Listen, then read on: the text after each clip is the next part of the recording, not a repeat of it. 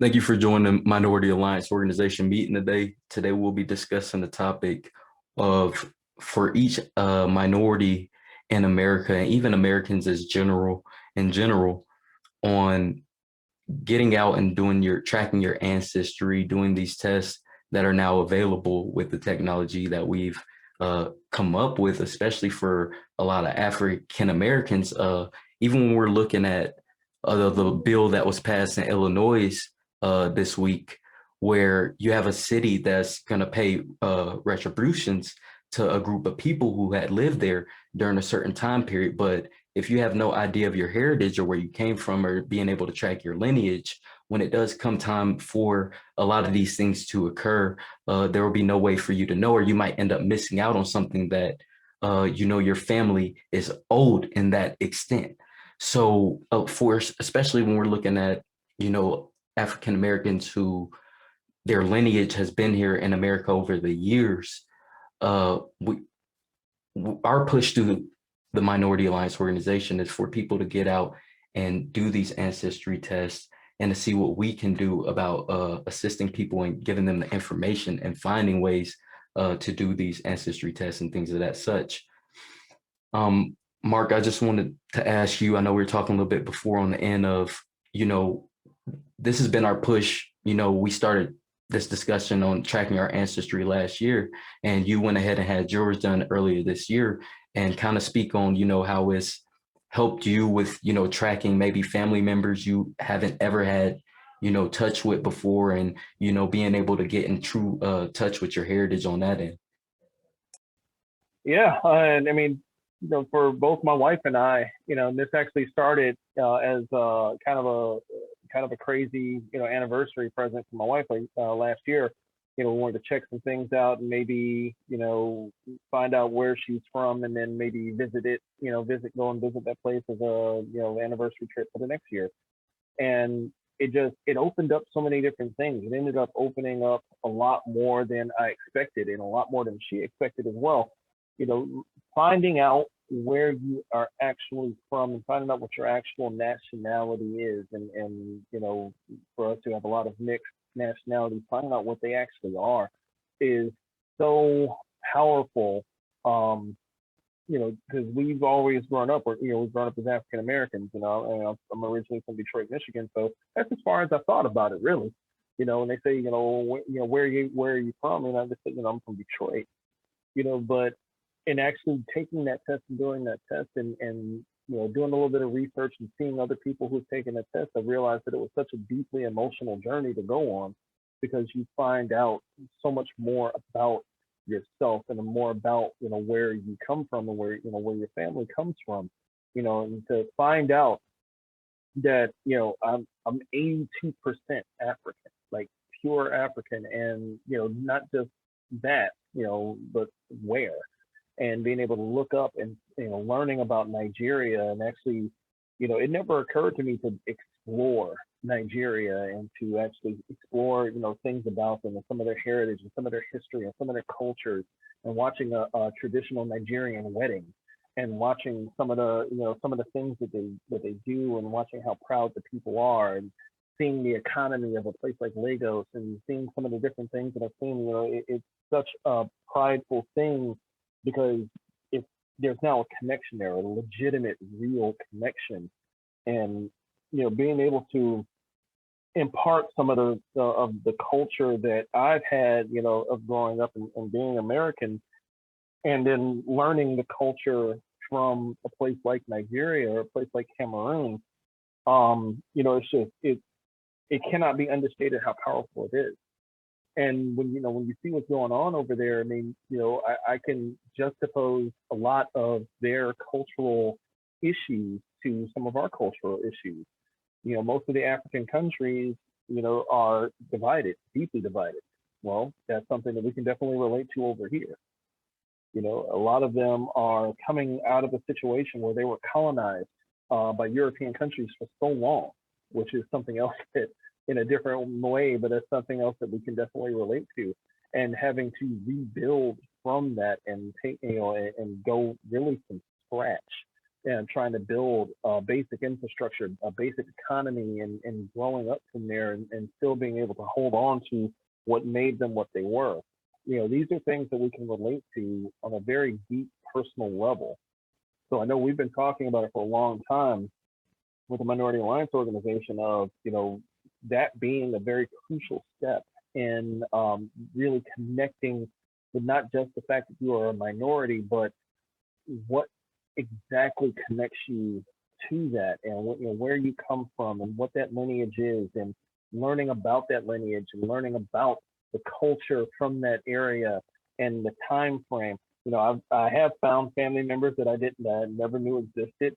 My wife actually found out that she's loosely a part of a GU 272. It's a Georgetown University thing where they once owned slaves and they sold them off, and then they ended up trying to reconnect with them later, and there's a very big project that's going on there, and she actually has lineage that's tied to that. So being able to reach through and connect those dots and be able to see some of those people as family. Those aren't just faces in history anymore. That's family, and that's our heritage, and that's our roots, and these are our homelands. And being able to actually draw that connection is something that, for us as African Americans in America, it's something we never had. We never had that culture and that land base and that, that straight line that we can draw back to and go, that's ours, that's where we're from. Even if you don't currently live there, but it's a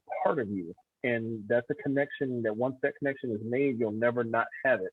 I'll never not be a Nigerian American.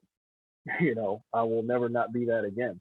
And that's something that I think, is a deeply personal journey that, a lot of people I would always recommend that anyone in the Minority Alliance organization take, or anyone for that matter take, to draw that line back and connect to where you're really from, and feel that connection and see where your culture meets up with their culture, where you are in your struggle versus where they are in their struggle, and how that meets up. And again, it's a very deeply personal journey that everybody should take. Yes, sir. And my view, especially on reconnecting with our heritage, and trying to build something here.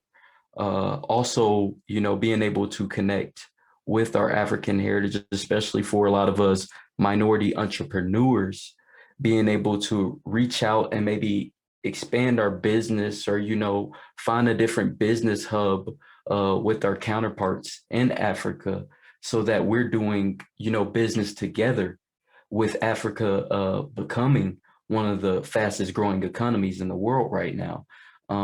Especially when you look at, it's a ton of, as they say, when you're looking at human resource usage across Africa, of people who are untrained and could use training in many business fields of all sorts to start their own businesses, or even to help out with something that you have going on as a minority entrepreneur here in America. That's going to be a huge push also through our organization when reaching back out in that way. We were structured as a minority business organization initially.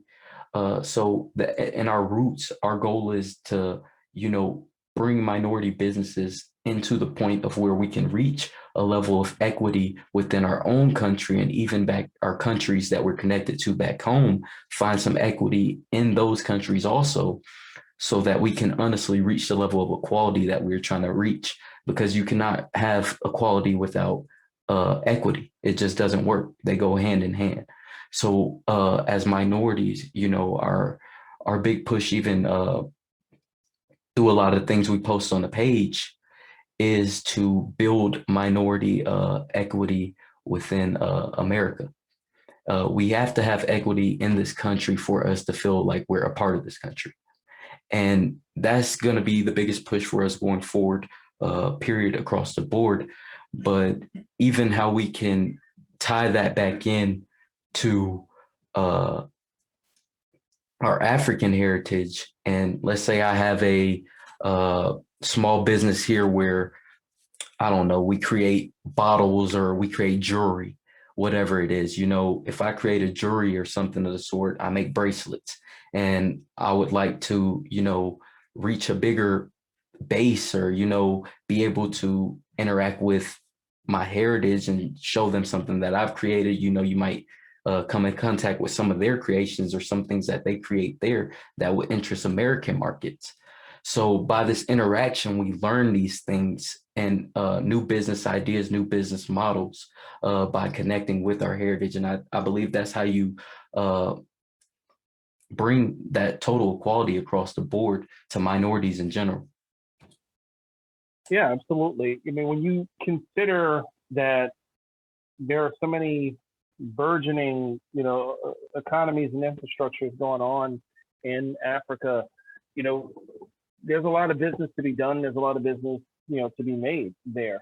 One of the things that we're seeing, is a lot of business that, people are doing with a lot of different countries and, going from Africa to European countries, Africa to China, things like that. And that's something where we, as again, descendants, coming from that land, being able to lend that sort of expertise, lending your talents as a small business owner there, or lending your business, your talents as a business owner, and teaching others how to open a business, or teaching others how to take care of their finances, things like that, in an economy that is on the rise. I mean, Nigeria, for example, has one of the top 10 economic growth in the country.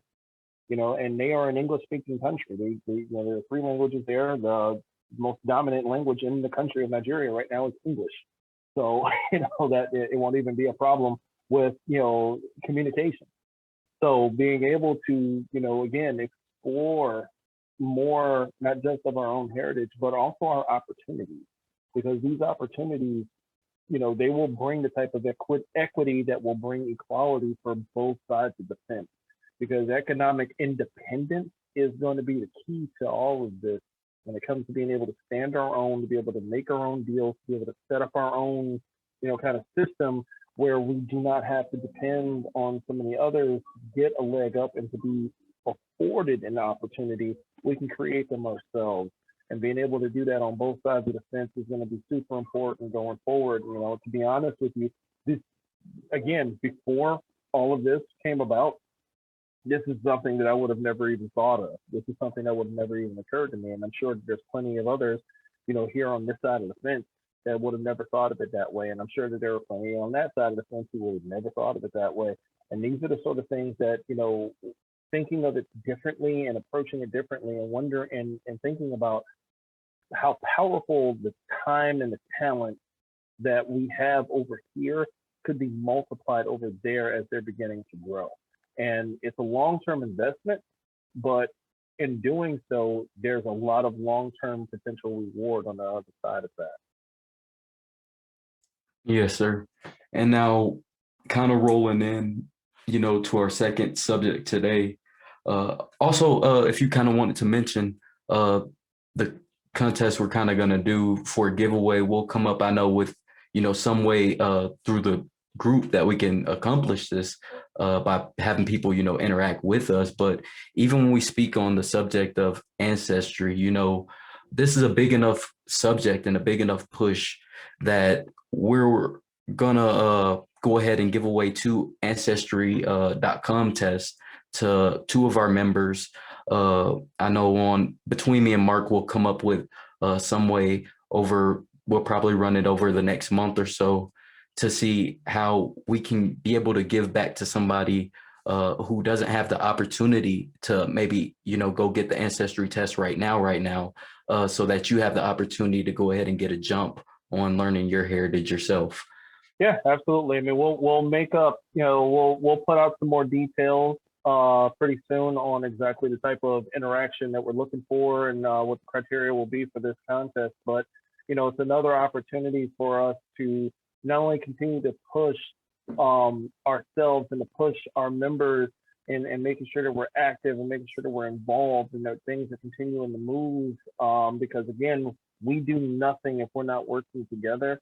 So we're willing to actually put our money where our mouth is on something like this and actually bring people into that fold and being able to give people a jump start on learning about that heritage and learning about that history and being able to kind of help make that connection for them when all that they actually have to do is keep up that effort and put that message out there and keep talking and keep thinking and keep speaking on the things that are not only the things that plague us as minorities, but the things that are going to be helpful to us business wise, education wise, culture wise, and helping improve our social structure across the board. We're willing to put these things out there, because it is that important. Yes, sir. And kind of picking up where we left off on our earlier conversation with the gun control, it becoming over the past 2 weeks, if I'm not mistaken entirely, there have been two instances, uh, worldwide news of gun control issues on the big screen in America. Um, Now, I just kind of wanted you to run through, again, the way you feel we could structure a policy, or what type of policy could we best create that would suit everybody in this environment, uh, at least a starting place. Right. So the first thing to understand in terms of policy is that we don't really have any type of policy right now that is effective when it comes to keeping people who should not have weapons that'll kill people out of the hands of people that would use them. We have 50 different states who have 50 different sets of laws, who have 50 different sets of purchasing rights, who have 50 different sets of carry and conceal laws and licenses. That sort of quagmire system lends itself to a lot of abuse. It lends itself to a lot of loopholes, and it lends itself to a lot of lobbying, where there's a lot of basic financial incentives for a lot of people to keep a system where this does not change. And a good statistic to help people understand where that money is going. 40 million guns were purchased legally in the United States in 2020. That is 1 year. That is 40 million weapons. When it comes to these mass shootings, a common pattern that we're seeing is that we're seeing that same type of weapon over and over and over again. It isn't universal. It's not every last mass shooting, but what we're seeing over and over and over again is the assault style weapon, right? The AR-15. There, it pops up again and again and again. And one of the things that we, haven't been able to get a hold of that sort of problem. High capacity magazines that fire a lot of bullets really, really quickly with a lot of power. We haven't been able to get a hold of that because a lot of politicians and the gun lobby behind them have been able to successfully tie, the AR-15 and that style of weapon, which is technically a weapon of war. It's not classified as a weapon of defense. No one's ever bought an AR-15 to defend their home. It's a flashy weapon and it's a powerful weapon, but they've been able to successfully tie that to all weapons.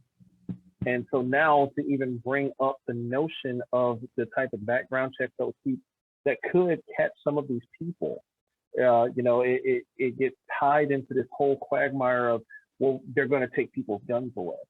Well, that's actually not necessarily true, because when you consider we had an assault weapons ban in this country, and people may not remember it, but it's funny that with Joe Biden being president, because Joe Biden, the senator, signed the assault weapons ban in 1994 that actually took assault weapons off the market. It didn't take any guns out of anyone's hands. It just kept the purchase of further assault weapons from being done. And it couldn't be done across the board on a federal level. You couldn't get them at a gun show. You couldn't buy them in this state and then drive them into this state. You just couldn't get them. And that didn't take any other weapons out of anyone's hands. It just kept those from continuing to go out. So there's something that can be done there.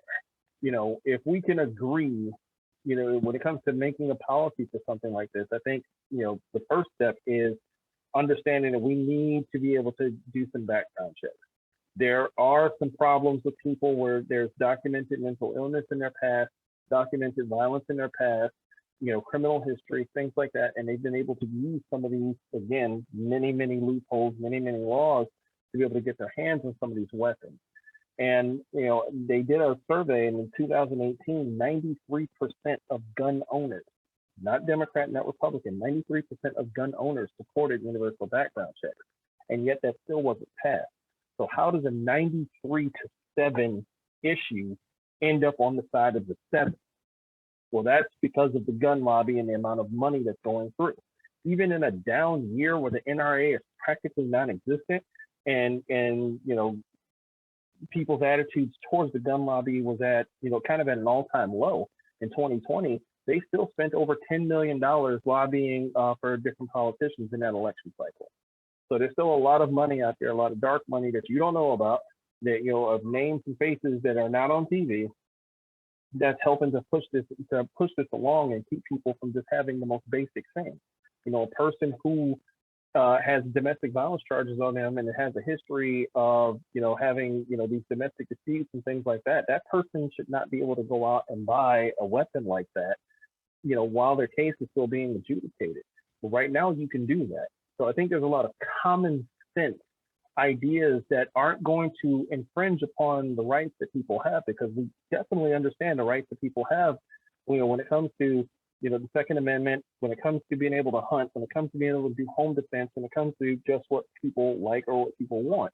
And there has to be a balance struck between common sense of making sure that we take guns out of the hands of those who are mentally unstable, identifying them, putting more onus on showing that you can responsibly have a gun, as opposed to you getting one and then you having to prove that you can't responsibly have one. Really only one way to do that, by hurting people. And to be able to move past the lobbyists and be on the side of a 93% issue instead of being on the side of a 7% issue. I think that's where we at least have to start.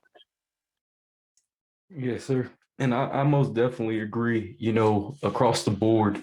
If you have a person, who's, because even with, I know a couple of the shooters, I guess, in the past, there has been a trail of, leading up to that, of signs that they would commit these type of acts. And, as you said, if you have any charge or anything of that sort, or have any violent history or mental illness history or anything of that nature, you should not be allowed to purchase any firearm in this country, period. So that's why we do need that, at least that limited amount of universal control across the board. So when we are talking about policy and things of that nature, that's an awesome place to start. I don't think you're really stepping on anybody's toes starting from that position, because when you're talking about full-on gun control, that's a conversation that's going to last years. And these are problems that we don't have years to wait on you guys to push through a full gun control policy. So we need policy on the board that can go in action today and work for everyone. So awesome on that. I mean, that's, I'll go ahead and express with our members and people who do listen to our YouTube videos. I have been telling Mark, over the whole week, I had no clue on any angle on how I would personally attack this issue. I really didn't. And, even Mark bringing this to the table, I think this is the best way overall. And as with any subject, how does this subject engage with the minority community for us? Is there's more gun violence going on within minority communities than any other community across America. That's because there are not these restrictions and policies in place that if you go into a pawn store, it's not just as easy as pie for you to buy a gun. So we need these things in place so that we can hope to counter a lot of the gun violence across the country, period. Our focus within the minority communities and losing, I believe we spoke about it last year, how many young minority individuals we lost to gun violence, children, not even who had the opportunity, to live their life. And as we said, could have became a doctor, could have became, a teacher, a nurse. You never know what these people might become who are losing their lives to gun violence, period, across the board. So this is an issue that we really do have to attack as a nation, and it's one that we need to deal with urgently. Yeah. And I think we also need to recognize as citizens and as voters what bipartisan actually means. Bipartisan should not mean, the number, the number of Senate, Democrats and number of Republicans who are working together in the House of Representatives or working together in the Senate. It's us, right? It's a person who's on one side of a gun issue and it's a person on the other side of a gun issue being able to come together, think about it, talk about it, and actually put some stuff on the table that actually makes sense for both. That actually makes sense for what we're trying to do, makes sense for the type of country that we want to live in with our own children. We want to be able to have our freedoms, we want to be able to have our rights, but we also need to have a right to safety. Safety cannot be trumped by other things that that kind of sit in our agenda pool. And so being able to actually put these things on the board and kind of work with it, and is that this kind of little things that I proposed right here, is that as far as I would like to see it go? Probably not, but we have to start somewhere. We have to start somewhere to put the brakes on some of the violence. We need to be able to put some data on the board, so to see if some of these things work, to see if did it work right over here, did it work right over there. We have to be able to put something in that works across from sea to sea, so that we're not sitting here and worried about what's happening in Florida versus what's happening in Georgia versus what's happening in South Carolina, because they all three have different gun laws, and a person who couldn't get a gun in Florida just drove up to South Carolina, got it, drove back, and still did this. There's got to be ways around this, and there's got to be some legitimate conversation. And quite frankly, we need to start looking at mental health the same way we look at other health problems, because they lead to a lot of these things. There's far more mental health issues than we were comfortably able to admit in any other time in our history. That has to do with the level, how high our population has grown, but it also has to do with the fact that over the years, over the last 4 to 5 decades, the defunding of mental health has gone in such a way where it's almost non-existent now. We kind of regulated it now to speaking to a couple of people, getting some pills, and moving on with the day. Our homeless population is full of mental illness, and this not being addressed has led to so many different crises, from our homeless crisis to a lot of different health crises, to spikes in violence, including gun violence. And so we are well past the point of just a simple gun control situation, being able to get this under control. We have let a problem fester. And since this problem has festered and has grown into a bigger thing, we now have to treat the whole. And in order to treat the whole, there needs to be not just talk of this, on the books, but there has to be legitimate talk of how we will truly approach and appreciate and respect mental illness as the crisis that it is, and begin treating it so that we can begin to treat the other problems as well, because it is a linchpin problem. Yes, sir. And even on that end, I'm glad you brought it up. That's kind of where I was leading to next. I know we're not going to totally dive into, because that's a whole nother subject for another day for us to attack, especially in our own communities. We're talking about mental health. I'm pretty sure it's across the board. So when we are talking about, as you said, the homeless crisis we're facing in America, when we're talking about the gun control issues, if I'm not mistaken, all of the mass shootings and even the Boston bomber showed signs of mental health issues before all of them committed any act of violence. So these could have been easily preempted if there was a mental health, situation in America to where we don't address mental health after issues occur. We address mental health before issues occur. And as I said, I'm not going to dig into it too much today through the organization, but that is another issue that it doesn't stop at gun control. You could put as much policy, take as many guns off the street that you think you can or that you can't. And there may still be that one person who has a breaking point or a breaking day, and you can have an incident occur. So gun violence won't stop there. It's our bigger issue in that on that whole issue would be more so the mental health when we're talking about these mass shootings and things of that nature that are occurring throughout the country. But that's also another subject that we do need to attack. But thank you for bringing that one into it, Mark. Yeah, absolutely. I mean, we have so many things that are interconnected problems and they're interconnected crises. And for us as minorities, we are used to this, right? We are used to, a health crisis being linked to a food crisis, being linked to a job crisis, being linked to an economic crisis, and looping back around over and over again. So my only message that I would put out there for everybody, and especially for us as voters, and what we demand from our people, because the more of these we see, the more we demand some kind of action. And if we're going to take any type of action, this action can't just be something that is pacifying for the moment. It can't be something that looks like you've risen to the occasion this one time and then that's good enough for us for another couple of election cycles.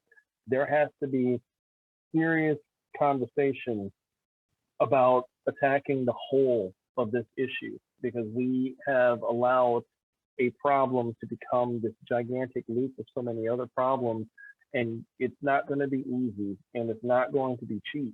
But in order for us to be able to truly offer the type of help and the type of policy that is going to help us in that first most basic of rights, which is safety of ourselves and our families, we're going to have to look at the whole thing here, and we're going to have to look at the whole body of what makes us this. Because there's one shooting, the Atlanta shooting, that seems to be heavily tied to race. And, we don't know what the motivation of the second shooting is. There are so many other ones that are tied to specific things, whether it be some sort of sexual mental illness, some sort of race problem, some sort of person who has an issue with homosexuals or something like that. There's so many different things, and each one, again, as you said, there were signs that may have popped up and they were either ignored, or there was no funding in a or no program to help them, and that was how they dealt with it. And this has cropped up too many times to continue to be ignored.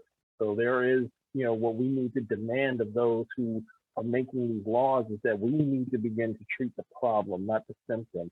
And we need to stop arguing about why a symptom should not be treated. There are no more slippery slope conversations that need to be held. Again, we're being crushed by a glacier while we're arguing about a slippery slope, and we need to do better than that. Yes, sir. I totally agree. Going ahead and wrapping up today. Of course, as always, pay attention of we have built up. Me and Mark were having a conversation the other week about the different talks that we've already discussed that are still things being discussed within Congress and within the House about policies that need to be put into place to fix a lot of these different issues. So we've got a ton of stuff on the back end if people want to go to the YouTube page and listen to a couple of things we talk about on there. We've got the Monday segments. Our push is really to get people involved in going ahead and being totally transparent with our members today. Me and Mark have been discussing how the fire behind the movement is not quite as there as it was before. Even people on social media, you don't even quite see the reposts anymore like you were seeing last summer. Definitely not like last summer. But there has to be enough care within the community to see these issues through and see these policies come into play so that we can build a better opportunity, not for only minority Americans, but all Americans across the board. And, that's just our push through this organization, period. Yeah, there is absolutely nothing that changes if we do not take action to go behind a passion in order to change them. There's the old saying that the only thing needed for evil to thrive is for good men to do nothing. That's a very powerful statement, and it doesn't necessarily put it an onus on someone where you got to get out, you got to do these things, you got to get out, you got to march, you got to get out and make all these other things happen. That's not necessarily the case. And I know I've spoken about it. We've spoken about it in some of these calls about, what's important to you about this fight. When you signed up and when you clicked on to become a member of a Minority Alliance organization, what is it that brought you under the tent? What is it that you didn't like? What is it that you saw? What is it that you're passionate about? What is it you were trying to protect? What is it that made you angry? And when you think about those things, ask yourself an honest question. Did it change? The thing that brought you here, has it moved? Or is it better now? Because the answer is probably no. And the reason that the answer is no is not because this organization failed or this one doesn't get enough popularity or whatever the case may be. It's because it's an ongoing fight. The fights that Martin and Malcolm had are the fights we're having today. That's how long the fight is. It's ever present. It ever goes on. So, not to say that you need to continue to fight this fight over and over and over again for years and years and years, but it still needs to be top of mind because you still got to push through it. If you're going to get the opportunities that you're looking for, if you want those greater and stronger opportunities for your children, if we want more from those people who are elected and is supposed to be leading us and decide to lead based on what their donors want as opposed to what their constituents need, it's going to continue to take us being able to post, to be able to speak, to be able to comment, to be able to like and dislike, to be able to have that discord out there, to be able to hold one another accountable, to be able to take care of one another throughout this whole time, because we don't have those people on our side looking out for us. We are on our own out here for the most part, looking out for each other. So we have to continue to do that. So, when you think about it, it's not just about, again, it's not about putting money into something necessarily. It's not about, putting all your time in necessarily, but being able to lend a little bit more and being able to lend a little bit more consistently to whatever cause focuses for you and for your family. It is how you will take care of one another. The amount of dedication that you have to home, work, and your community, it's never going to go away. You're passionate about what you're passionate about. So, what we are encouraging and what we would always say is just continue to lend your voice to these things. And, if you have a talent out there, teach it. If you have a skill, display it. If there are any small business owners in the Minority Alliance organization, put your business on blast on the site. We want to hear from you. We want to see you. We want to have all these people. We want people to get exposed to you.